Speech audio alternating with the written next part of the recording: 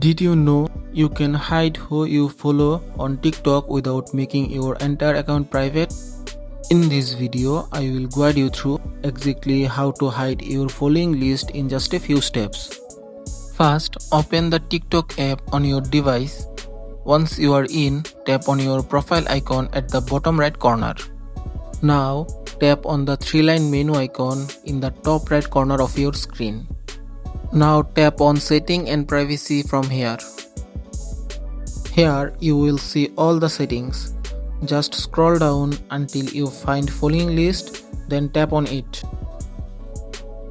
Now select Only Me from here. And that's it. Now when someone visits your profile and tries to click on your following count, they will just see a message saying the list is private. If this helped you out, give this video a thumbs up and comment down so I know it worked for you. And also don't forget to subscribe the channel. Thank you.